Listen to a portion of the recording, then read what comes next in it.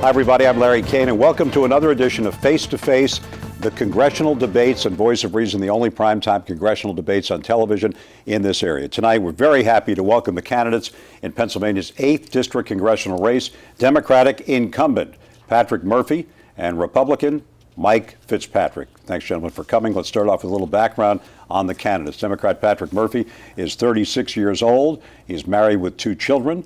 He attended Bucks County Community and then went on to King's College in Wilkes-Barre. While attending King's College, Murphy entered the U.S. Army in 1996. During his military career, he served in the elite 82nd Airborne, deployed to Bosnia in 2002 and Iraq in 2003 and 4, and was awarded the Bronze Star for service. After returning home from war, Murphy spent 2 years as an attorney in private practice. Then, in November 2006, he became the first Iraq War veteran elected to Congress and is currently serving his term number 2. Republican Mike Fitzpatrick is 47 years old. He's married with 6 children. He attended St. Thomas University in Miami, then went on to Dickinson School of Law at Penn State. Since January 2007, Fitzpatrick has been practicing law in Bucks County. He served 1 term in Congress from 2005 through 2007. Prior to that, Fitzpatrick was a member of 2006.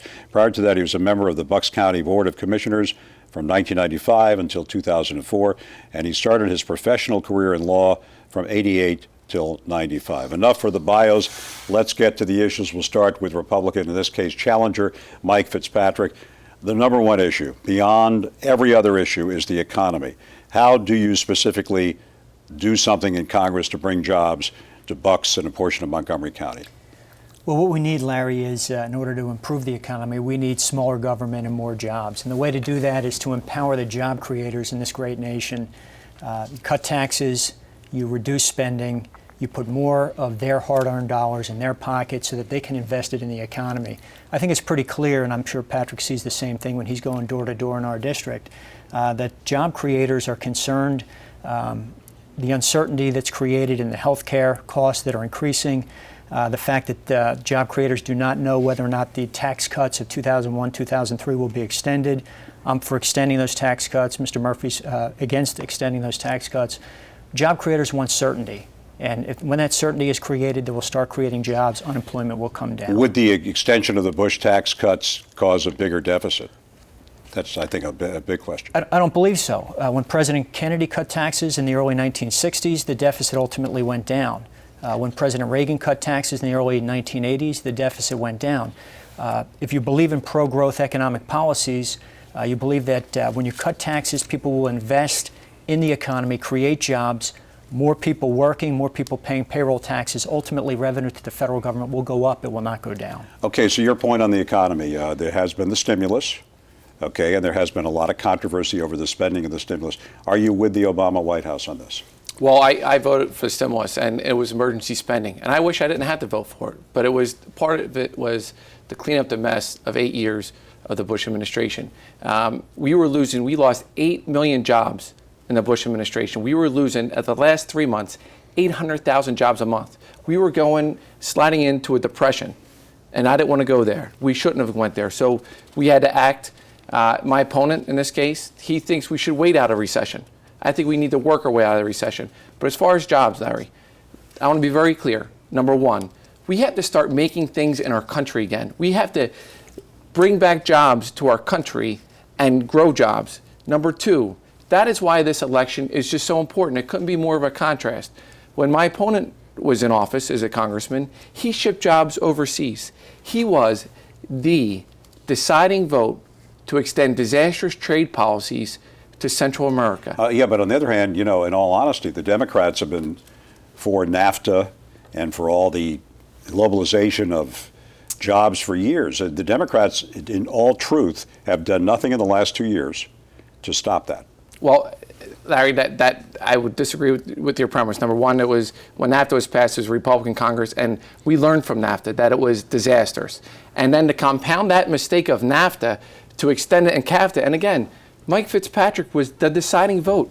It crippled Bucks County. I mean, when you don't make things in our country, they're overseas. But if I can real quick, you talk to Sue Spadaccino, a woman who worked for 22 years at Jones, New York, which is a garment apparel company in Bristol Township. She worked there for 22 years. She lost her job. She was there in 2005 when Mike Fitzpatrick was the deciding vote to extend NAFTA. The next year, she lost her job. Were you the deciding vote? Not at all, Larry. And I think I mean, were you the one that were they waiting for your vote? Were you the one who made it happen? No, the agreement passed by 2 votes, not 1 vote, or wasn't tied. As Congressman Murphy likes to assess. Since this is the record, I think it's important, and Congressman Murphy likes to look backwards. The truth is, when Congressman Murphy took office, the unemployment rate was 4.3% in the nation. It has more than doubled. It's now 9.6% as of last week. And so it's under Congressman Murphy's watch that the unemployment rate has doubled.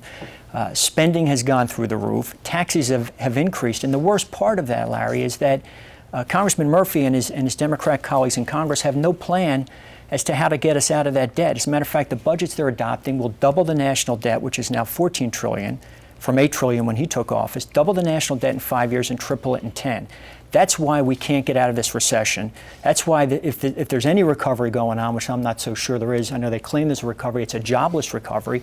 Job creation is going to get us out of the economic malaise that we're in, and Congressman Murphy can't get us there. Okay, so who's telling the truth here? I mean, we got you being blamed for the doubling of the unemployment rate, you being assessed here for sending jobs overseas. For a free trade agreement. Okay. Well, I would say it's an is unfair. that fair? For the free trade agreement? The free trade agreement did not cause the unemployment rate to go from 4.3 to 9.6%. Okay, so did you double the unemployment rate? No, I did not. And I would just say it's under Congressman Murphy's watch. The fact is, when Congressman Murphy ran for office on a different issue, he was not talking about the economy. He was not talking about health care in 2006. The debt was $8 trillion. It's now $14 trillion. The unemployment rate was 4.3. It's now 9.6. And I think Congressman Murphy's got some explaining to do, either about what happened or, more importantly, not to look over our shoulder about what went wrong in years gone by. It's more important you have a plan going forward. And my plan is to reduce taxes, cut government spending, put people back to work. Congressman Murphy wants to raise taxes and increase the size of government. Larry, it's pretty simple. My opponent thinks that we all have amnesia. The Bush-Fitzpatrick years of 8 years was disasters for our economy. I wish I didn't have to vote for that stimulus bill. Yeah, but you know what? It was the right thing to do. You were there for 2 of them. I was there for 2 of them. And let me tell I you was something. there for 2 as well. And let me tell you something. What I've been focused on in my 3.5 years in Congress is to help bring back jobs to the 8th Congressional District. And that has been my focus. We have helped create over 3,000 jobs. Now, we brought those jobs back, but part of it is a focus on making things in Bucks County and throughout our country again. Now, I will say that the record couldn't be more clear on this issue, because I have been focused for 3.5 years on this. And when you look at those 3,000 jobs and the stimulus bill, it has helped somewhat. But listen, people are hurting out there and they are frustrated. And I share in their frustration. And whether it's President Obama or whoever's idea it is, I'll be for it if it's good for our district and it's good for our country. Go ahead. Larry, Congressman Murphy says he's been focused on manufacturing for the last 3.5 years while the unemployment rate has doubled. I'd say, Congressman, stop focusing on it. What we need to do is listen to the people that create jobs. There's a very substantial and successful businessman from Bucks County. He sent both Patrick and I an email this morning. I'm sure Patrick saw it, I saw it. And he supported me in 2004 and he supported Patrick in 2006. And this is what he said in response to an article that just appeared in the Courier-Times that Patrick Murphy's going to let the tax cuts expire. He said, at a minimum, let the tax cuts continue until unemployment gets below 6%. That's an independent, successful business person who has a record of creating jobs. It's clear what we need to do. Let's do a truth squad here. All right. Not the Republican truth squad or Democrat, but even. Very clear. Do you oppose, would you continue the Bush tax cuts? I would continue the Bush tax cuts for 98% of the Americans, for the middle-class families across this country and in Bucks County. Now, Larry, don't the affluent, and I want to ask both of you, don't the affluent sort of fuel the economy sometimes? So, and if they want to reinvest that money, they don't get taxed on the money they reinvest in their businesses. Let's be very clear. But for that 2%, for the Paris Hiltons of the world, my opponent says, no problem, spend another $1 trillion to the deficit. Listen, they have to pay their fair share. And it's a clear choice in this race in that these were the same exact tax cuts that they did for the wealthiest Americans twice in the 8 years of the Bush-Fitzpatrick years. Let him we respond. can't just reheat these Bush economic policies. They're disastrous. Larry, the middle of a recession is no time to increase taxes. We're asking job creators to create jobs, to believe in America, to invest in America. Congressman Murphy's plan to increase taxes is going to continue down the path of no job creation. And they're already talking about a second stimulus bill, more government spending that's creating no jobs. Okay, let me talk about manufacturing, because the stimulus bill that you referenced actually gave tax credits to make things in our country again. We're very proud of, we have one of the biggest green energy hubs in Bucks County. We have the 4th largest solar field in America in Bucks County, 16.5 acres of solar panels. We have Gamesa, 450 jobs. They got over $2 million in tax credits to manufacture things in Bucks County. We make 15-story high. But I have to ask you a question. This is very important. I want to get to you on this too. Okay. Small businesses cannot get loans. What is the problem out there? Why isn't Congress on your side and on your side forcing the banks to lend money to small businesses? I'd love to answer that question. There's two reasons. There's two reasons, Larry. First, the bank bailout bill that Congressman Murphy's voted for, the stimulus, the health care bill, cash for clunkers, TARP, the bank bailout bill. A lot of Republicans did too. They did, and I would have voted against every one of those bills. But the problem with the bank bailout bill that Congressman Murphy supported is it put all that money into the banks, helped them, not just pay some bonuses to some highly compensated executives, balance their own books.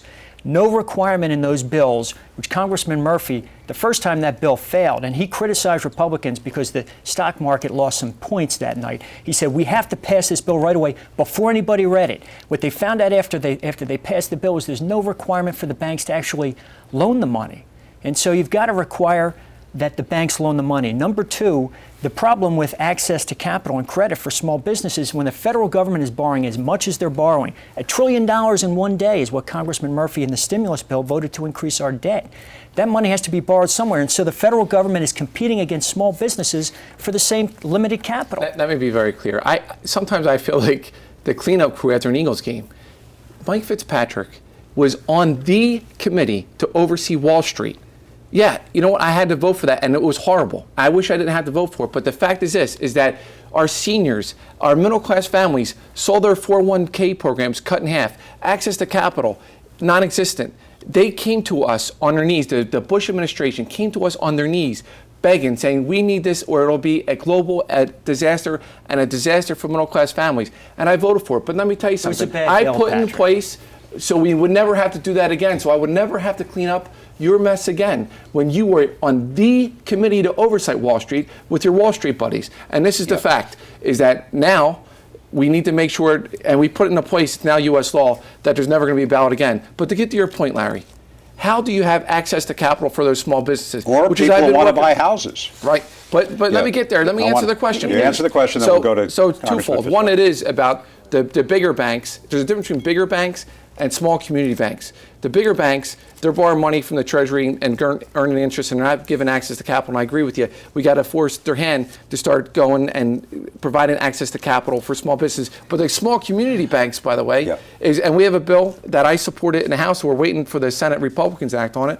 But the reality of it is this: those small community banks, which frankly are the lifeblood of our community, they understand that we need to give them, through the Small Business Administration, the ability to go and back them to make these loans. You got a lot of time. I don't know what Patrick's talking about, no bailout again after TARP. He's voted for several bailouts since then. He's voted to bail out the auto industry through cash for clunkers, which didn't do anything ultimately to create jobs. He's voted to bail out state governments with their bloated budgets. He voted just 2 weeks ago another $26.1 billion to bail out the teachers' unions. This government and our federal system cannot afford the system and the policies and the procedures of the Obama administration and the Pelosi Congress that Congressman Murphy votes with 97% of the time. The money's not there. We're borrowing every dollar that Congressman Murphy spends in 2010.